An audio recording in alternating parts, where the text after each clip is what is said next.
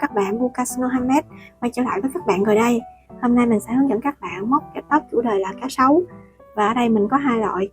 Một chiếc kẹp tóc là cả người con cá sấu, dẹp như thế này, và nó có cái kẹp mỏ vịt ở sau. Và một chiếc kẹp tóc nữa là kẹp tóc cái đầu con cá sấu. Và mình sử dụng len là 2mm, len 125g. Các bạn cũng có thể sử dụng len 50g gì cũng được hết nha. Ngoài ra thì một loại len nữa thì mình sử dụng để móc cá sấu này, đó là len lông mèo. Thì mình cũng thấy nó là khá dễ thương nè, các bạn thấy nè, đây là len 125g và đây là len lông mèo đây. Các bạn thích loại nào thì mình móc loại đó nha. Rồi vào khi móc thì mình sẽ sử dụng hai loại, một loại là 2.3mm và một loại là 2.5mm. Ngoài ra thì chúng ta sẽ có một cái phần đó là móc mắt của cá sấu. Mắt của cá sấu thì mình sẽ sử dụng cho cá sấu toàn thân này sẽ có hai loại mắt, một loại là kích thước nhỏ là khoảng 2mm, còn loại kia là 3mm.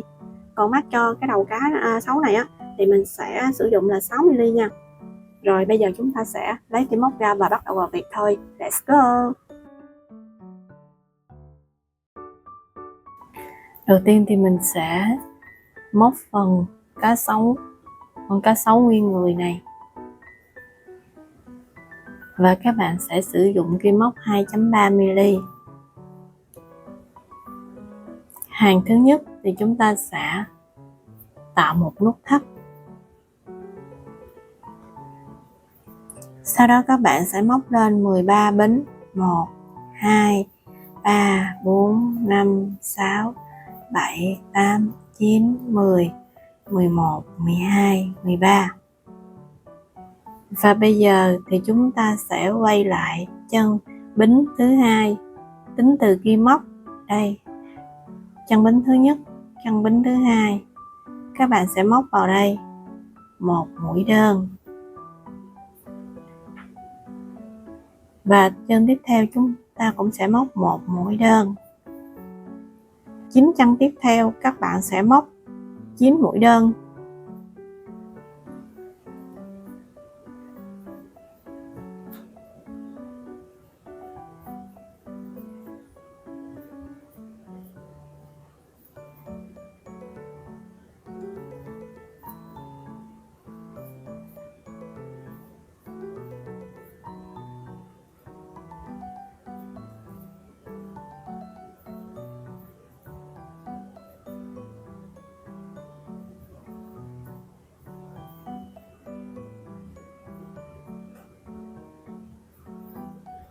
Sau khi chúng ta móc xong thì chúng ta còn lại một chân mũi cuối cùng. Các bạn sẽ móc vào đây 3 mũi đơn chung một chân móc. 2, 3. Và ở phía đối diện này các bạn sẽ móc 10 mũi đơn. 1, 2, 3, 4.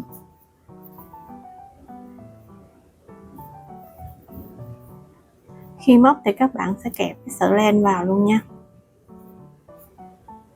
Kẹp vào phía sau này để chúng ta giấu len luôn.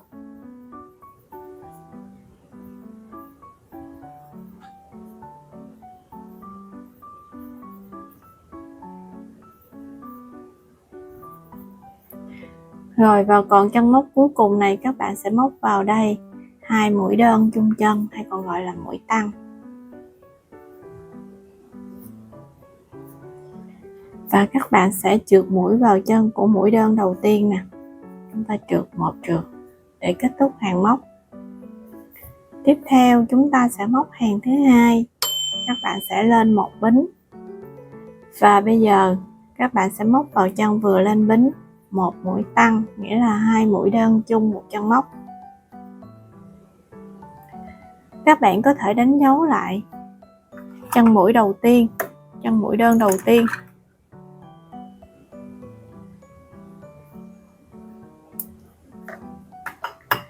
Và tiếp theo các bạn sẽ móc 10 mũi đơn liên tiếp.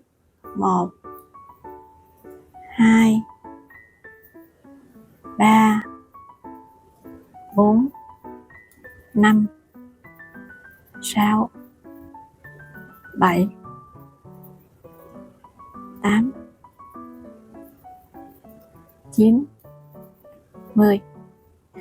Và tiếp theo các bạn sẽ móc một mũi tăng, 2 chân móc tiếp theo các bạn sẽ móc 2 mũi tăng, 1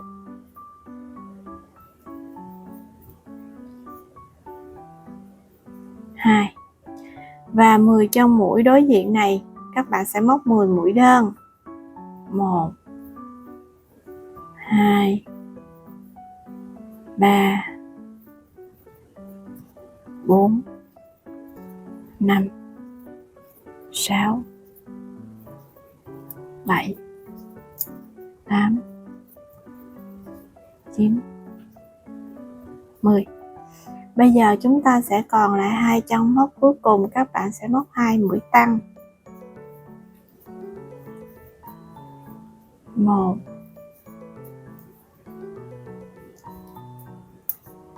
2. Và bây giờ thì các bạn cũng sẽ kết hàng vào chân mũi mình đã đánh dấu đó, một mũi trượt để kết thúc hàng thứ hai. Sang hàng thứ ba các bạn cũng sẽ lên một bính và móc vào chân vừa lên bính một mũi đơn,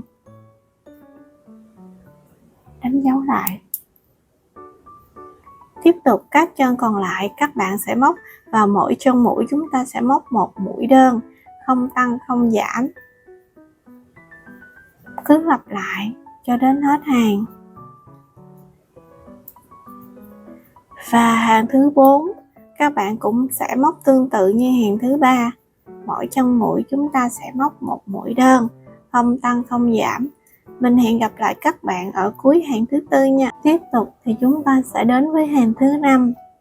Các bạn cũng sẽ lên một bính và móc vào chân vừa lên bính một mũi đơn.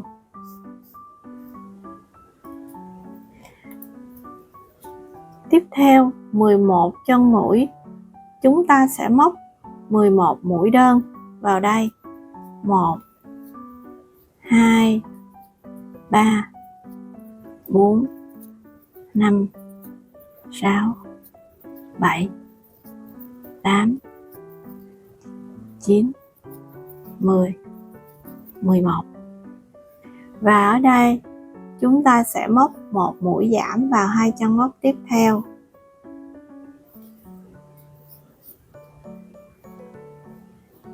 Tiếp tục các bạn sẽ móc thêm 2 mũi giảm nữa. 1 2. Và các chân móc còn lại các bạn sẽ móc mỗi chân mũi một mũi đơn nha. 1. Tổng cộng chúng ta sẽ còn lại 14 chân mũi. Các bạn sẽ móc vào đây 14 mũi đơn.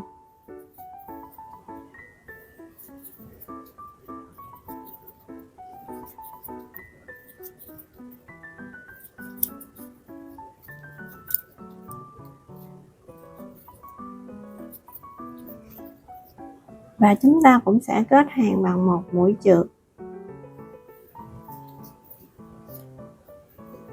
Tiếp theo các bạn sẽ móc lên hàng thứ 6. Các bạn sẽ lên một bính và móc vào trong vừa lên bính một mũi đơn. Và các bạn cũng sẽ lặp lại, chúng ta sẽ móc 11 mũi đơn liên tiếp.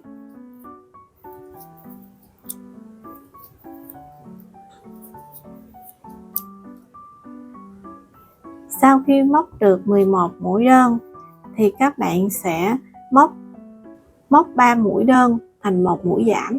Các bạn xem mình móc nha. 1 nè. Mình sẽ lấy lên 2 mũi nè. Rồi mình lấy lên đến mũi thứ 3. Sau đó mình kéo lên qua tất cả các mũi, các sợi lên trên kim này. Chúng ta được một mũi giảm 3. Và bây giờ các chân móc còn lại các bạn sẽ móc vào mỗi chân một mũi đơn cho đến hết hàng nha.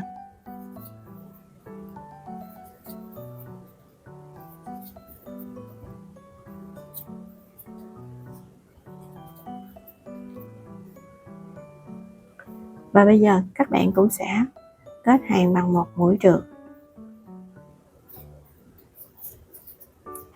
Tiếp tục chúng ta đến hàng thứ 7, các bạn sẽ móc vào chân vừa lên bính nè, các bạn móc một mũi đơn. Tiếp tục chúng ta sẽ móc thêm 8 mũi đơn liên tiếp nữa. 1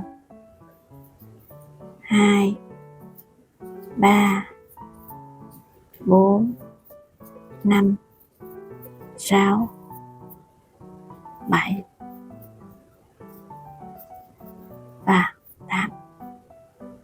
Rồi, và ở đây thì các bạn sẽ bỏ vào 7 chân mũi, thì giờ các bạn sẽ đếm nha. Đây chúng ta đếm 7 chân mũi. 1 2 3 4 5 6 7. Thì ở đây là chân mũi thứ 7, các bạn sẽ móc vào chân mũi thứ 8 này. Thì các bạn sẽ đánh dấu lại nha.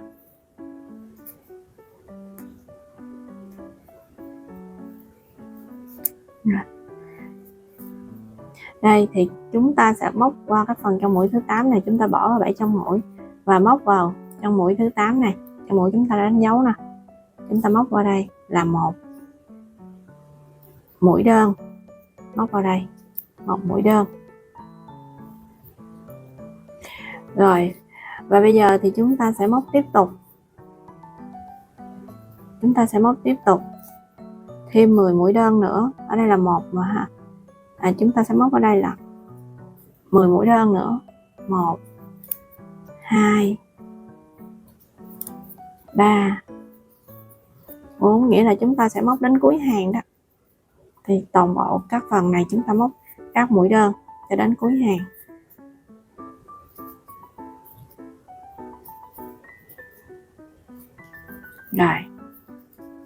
Rồi, và đến đây thì các bạn sẽ kết hàng bằng một mũi trượt. Và bây giờ chúng ta đã hoàn thành xong hàng thứ 7. Đến hàng thứ 8 thì các bạn cũng sẽ lên một bính nè. Các bạn móc vào chân vừa lên bính một mũi đơn.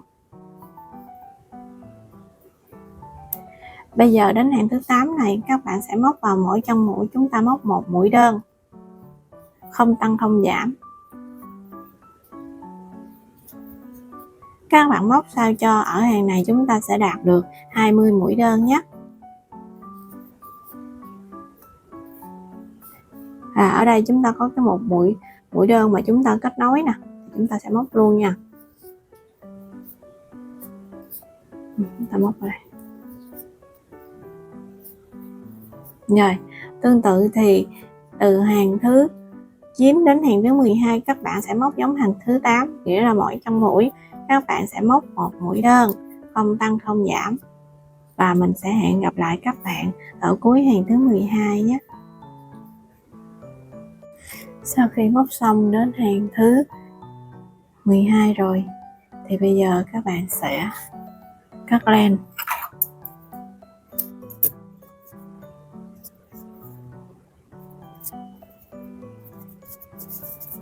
Và ở đây thì các bạn sẽ chia ra. Thì ở đây thì chúng ta sẽ móc cái chân của con cá sấu. Thì bây giờ các bạn sẽ đếm. Ở đây chúng ta sẽ đếm qua 4 mũi là 1 2 3 4 hay là 4 nha. Rồi. Và từ đây qua đây thì chúng ta sẽ đếm thêm 4 mũi nữa. 1 2 3 4. Đây chúng ta thấy qua. Đây, thì nó sẽ đối xứng với nhau nè. Rồi ở đây là chúng ta được một cái chân rồi nè. Rồi bây giờ chúng ta sẽ đếm ở đây là 8 mũi nữa. 2 4 6 8. Đây nó đối xứng qua đây là 8 mũi. Thì các bạn sẽ đánh dấu nó lại nha.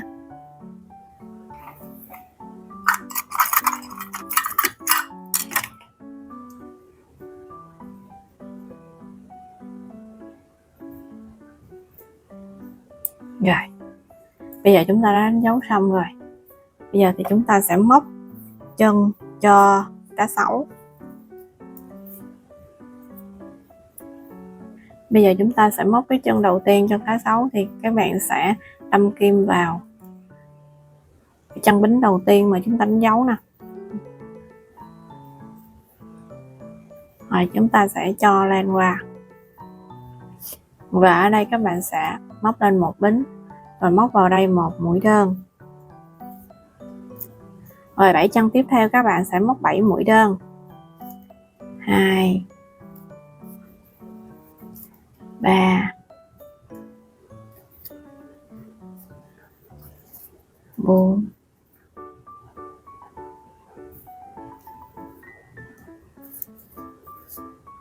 5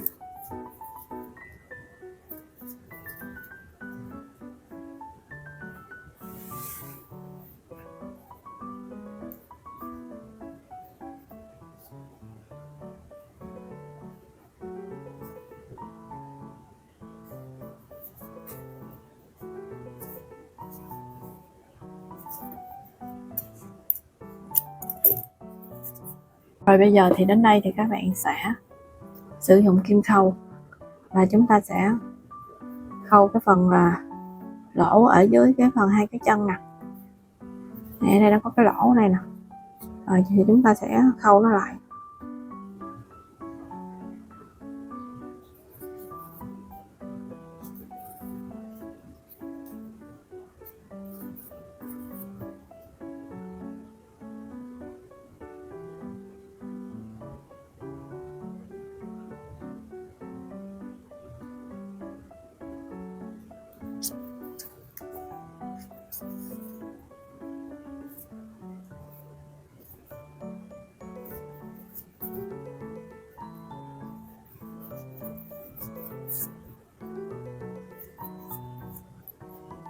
Rồi ở đây thì các bạn có thể khâu cái phần miệng này lại luôn, cái lỗ trên phần miệng nè.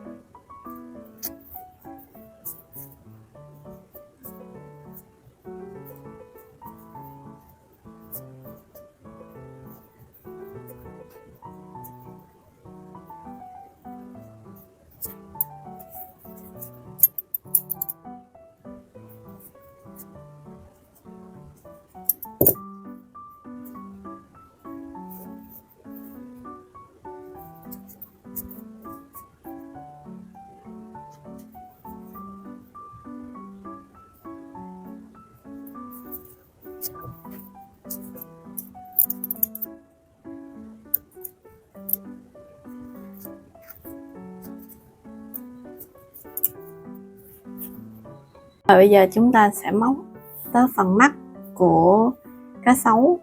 Đầu tiên thì chúng ta sẽ móc cái phần mắt to trước. Các bạn sẽ tạo vòng tròn ma thuật.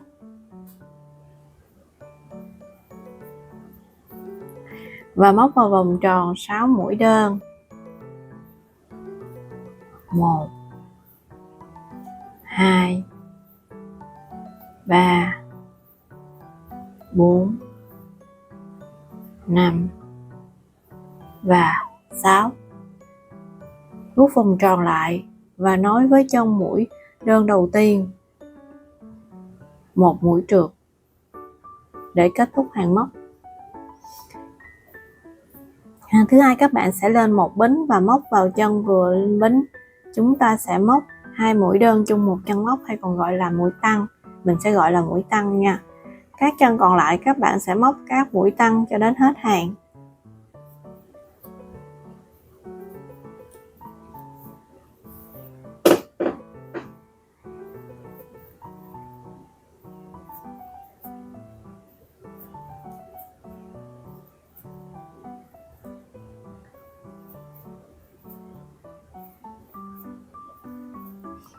Rồi các bạn sẽ kết hàng bằng một mũi trượt.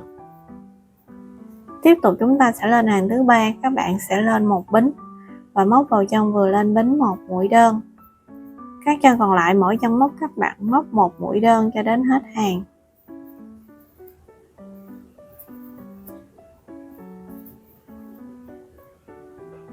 Sau khi móc xong hàng thứ ba thì chúng ta sẽ kết thúc phần mắt. Thì bây giờ các bạn sẽ cắt len. Và chúng ta đã được cái phần mắt to của cá sấu rồi.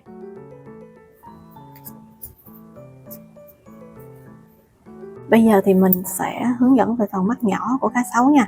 Mắt nhỏ thì khá đơn giản, thì các bạn chỉ cần là móc vòng tròn ma thuật và các bạn sẽ móc vào đây 6 mũi đơn. Tiếp đến thì các bạn sẽ lên hàng thứ hai thì các bạn cũng móc tương tự, thì chúng ta cũng sẽ móc 6 mũi đơn ở hàng thứ hai, nghĩa là mỗi chân mũi chúng ta móc một mũi đơn đó. Công thức mình để trên màn hình thì các bạn dựa vào là công thức đó và các bạn sẽ móc nha. Bây giờ thì chúng ta sẽ móc cái đuôi của cá sấu. Thì đầu tiên các bạn cũng sẽ tạo vòng tròn ma thuật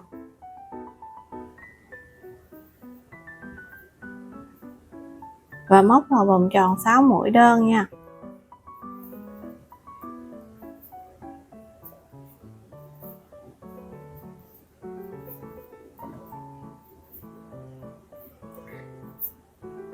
Sau đó chúng ta sẽ trượt mũi vào chân của mũi đơn đầu tiên nè, một trượt để kết thúc hàng móc.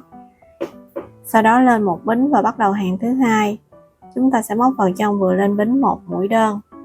Các chân còn lại mỗi chân móc chúng ta móc một mũi đơn.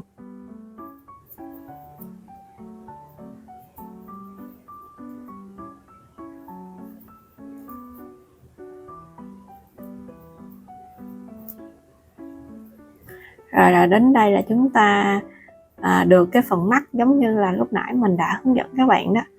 Rồi bây giờ chúng ta sẽ trượt mũi vào chân của mũi đơn đầu tiên nè, một trượt. Tiếp đến thì chúng ta sẽ móc hàng thứ ba, các bạn sẽ lên một bính và móc vào chân vừa lên bính một mũi đơn. Chân tiếp theo các bạn cũng sẽ móc một mũi đơn. Các bạn sẽ móc vào chân kế bên này, chúng ta móc một mũi tăng. Rồi. Và bây giờ chúng ta sẽ lặp lại cụm là 2 mũi đơn.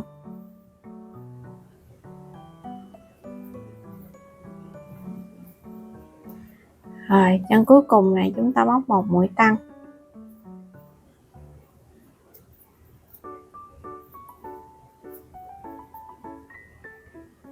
Và chúng ta cũng sẽ kết hàng vào chân của mũi đơn đầu tiên. Chúng ta trượt một trượt. Nếu các bạn không có biết mũi đơn đầu tiên thì lúc móc các bạn có thể đánh dấu lại mũi đơn đầu tiên để chúng ta dễ móc, dễ dàng móc hơn nha, dễ nhận biết cái mũi đơn đầu tiên và dễ dàng móc hơn để chúng ta không bị sai á. Và chân thứ tư thì các bạn sẽ lên một bính nè và chúng ta sẽ móc vào chân vừa lên bính một mũi đơn. Các chân còn lại các bạn sẽ móc mỗi chân mũi thì chúng ta sẽ móc một mũi đơn, không tăng không giảm.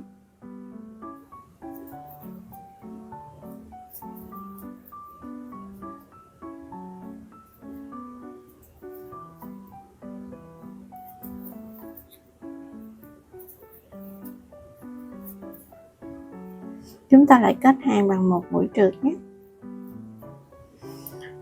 Rồi và đến chân thứ 5 các bạn cũng sẽ lên một bính và móc vào chân vừa lên bính một mũi đơn. Hai chân tiếp theo các bạn sẽ móc 2 mũi đơn liên tiếp. Chân kế bên các bạn sẽ móc một mũi tăng.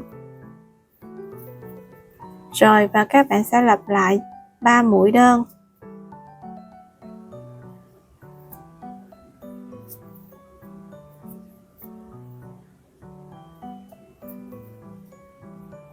Tiếp tục chân móc cuối cùng này chúng ta sẽ móc vào đây một mũi tăng.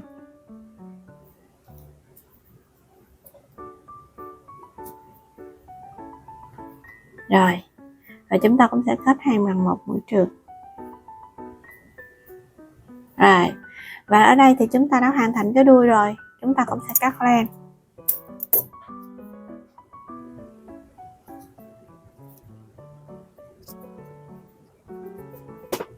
Chúng ta sẽ cùng nhau móc cái tay của cá sấu. Đầu tiên các bạn cũng sẽ tạo vòng tròn ma thuật và móc vào vòng tròn 5 mũi đơn. 1 2 3 4 5. Chúng ta sẽ cút vòng tròn lại và nối với chân mũi đơn đầu tiên 1 mũi trừ. Rồi kế đến hàng thứ hai, các bạn cũng sẽ lên một bính và móc vào chân vừa lên bính 1 mũi đơn. Các chân tiếp theo các bạn sẽ móc mỗi chân mũi là 1 mũi đơn, không tăng không giảm. Và ở hàng thứ 3 đến hàng thứ 4 chúng ta cũng sẽ móc giống hàng thứ hai nhé. Mỗi chân mũi chúng ta móc 1 mũi đơn, không tăng không giảm.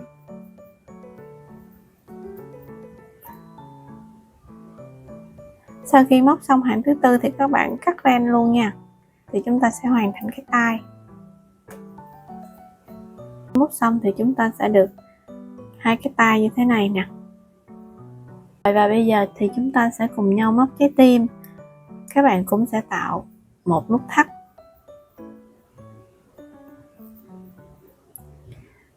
Móc lên 4 bính, 1, 2, 3, 4. Sau đó các bạn sẽ quay lại chân móc thứ hai. Chúng ta móc một mũi trượt. Tiếp theo các bạn sẽ móc một mũi đơn.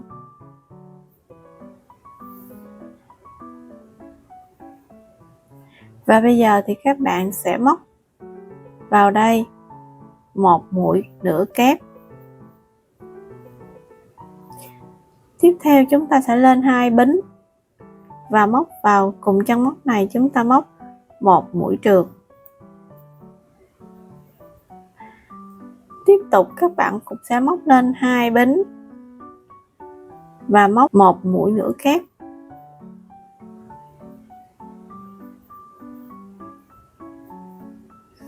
Rồi, và ở phía đối diện này các bạn sẽ móc một mũi đơn. Tiếp theo chúng ta lại móc một mũi trượt ở chân móc cuối cùng nè. Và bây giờ thì các bạn sẽ trượt mũi vào chân của mũi trượt đầu tiên đó. Thì chúng ta trượt một trượt. Rồi.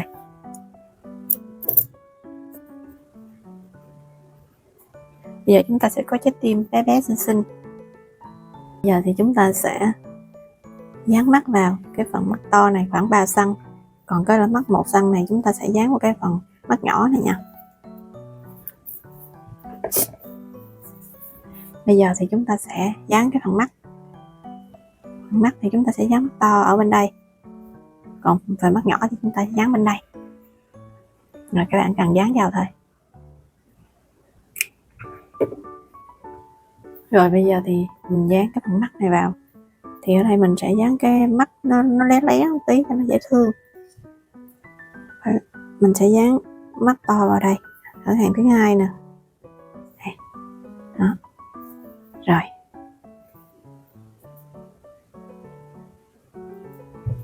Rồi mắt nhỏ thì mình dán ở đây. Đó. Bây giờ mình dán phần đuôi.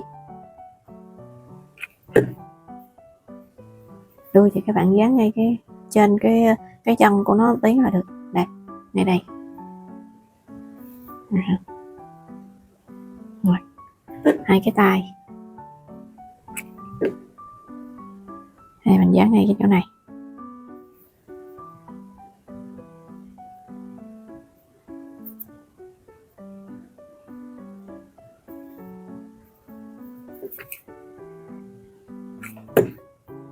Rồi bên đây thì các bạn dán ngang qua. Rồi ở đây thì cái trái tim này các bạn sẽ dán trước nha, dán trái tim này vào giữa.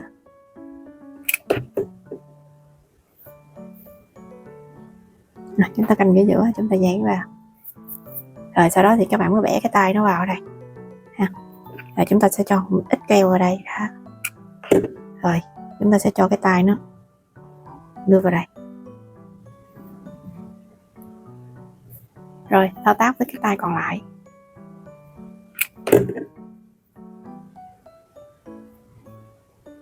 Bây giờ thì các bạn sẽ thêu cái phần răng của cá sấu.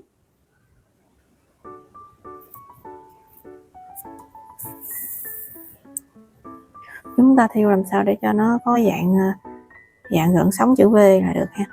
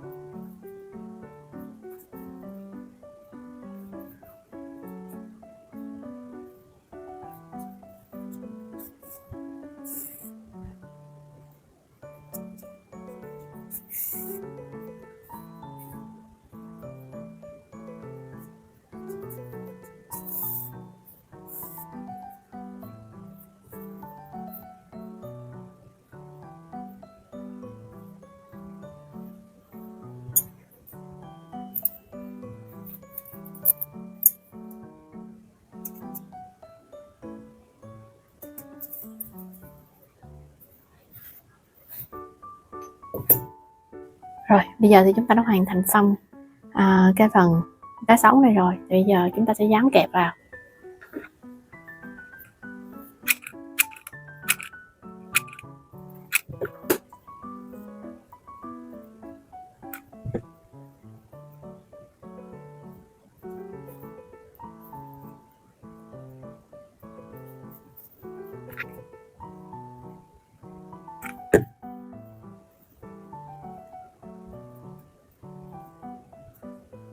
Rồi, như vậy thì chúng ta sẽ kẹp vào tóc như vậy.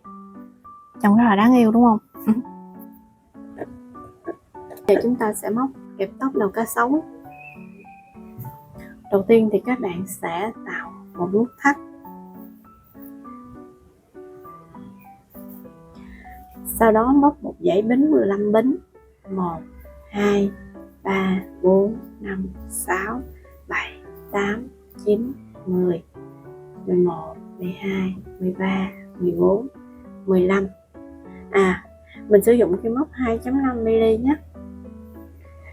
Và bây giờ các bạn sẽ quay lại chân bính thứ 3, tính từ kim móc 1, 2, 3. Chúng ta sẽ móc vào đây một mũi kép.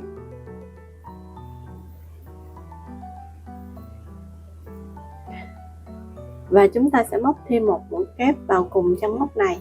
Nghĩa là chúng ta sẽ móc 2 mũi kép chung một chân móc. 11 chân tiếp theo các bạn sẽ móc 11 mũi kép. 1,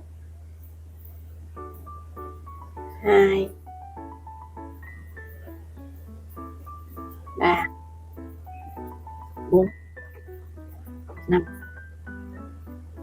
6, 7,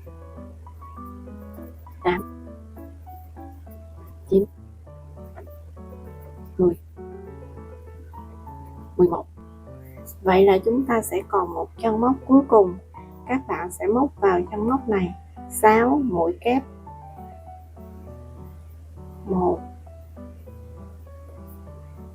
2, 3,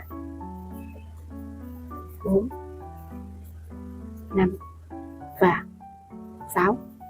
Ở phía đối diện này các bạn sẽ móc 11 mũi kép.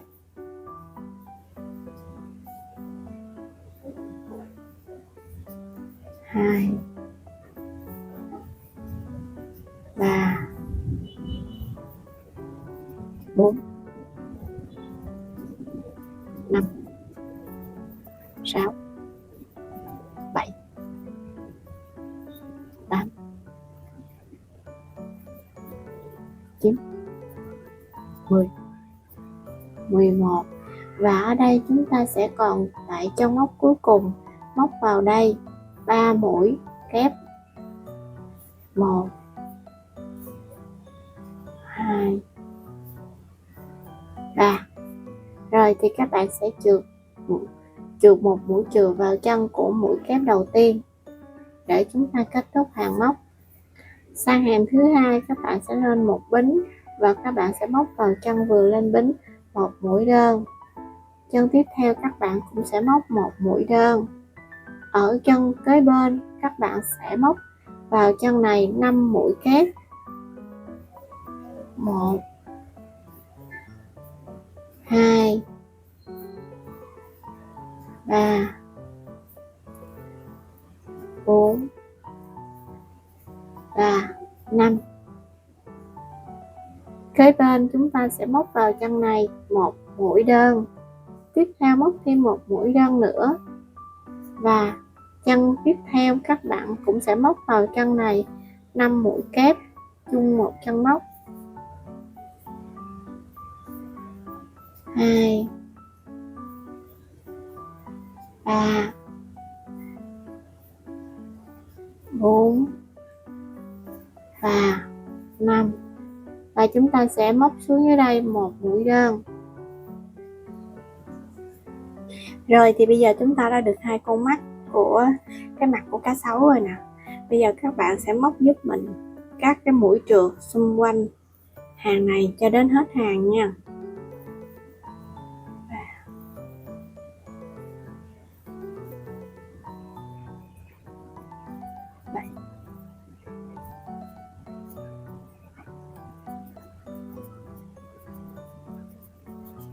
Và đến cuối hàng các bạn cũng sẽ trượt mũi vào chân của mũi đơn đầu tiên nè.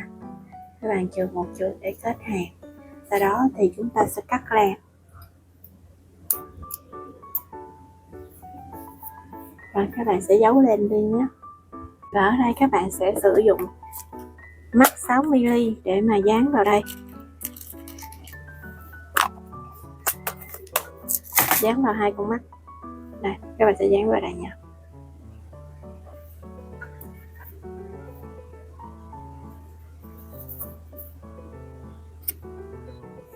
Rồi và chúng ta sẽ thiêu cái răng của con cá sấu.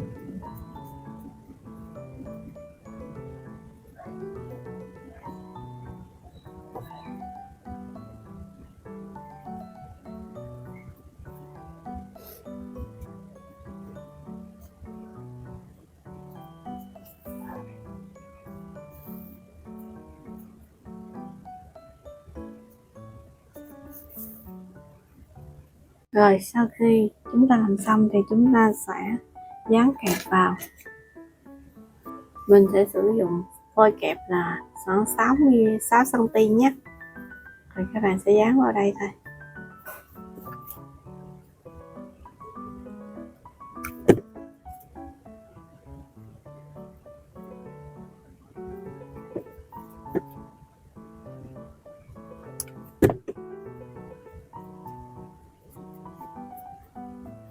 Cảm ơn vì các bạn đã theo dõi hết video này của mình. Nếu các bạn yêu thích video thì hãy để lại cho mình một lượt like, subscribe hoặc là để lại bình luận để chúng ta còn gặp nhau trong các video tiếp theo. Và chúc các bạn móc len thật là vui vẻ. Tạm biệt, hẹn gặp lại, bye bye.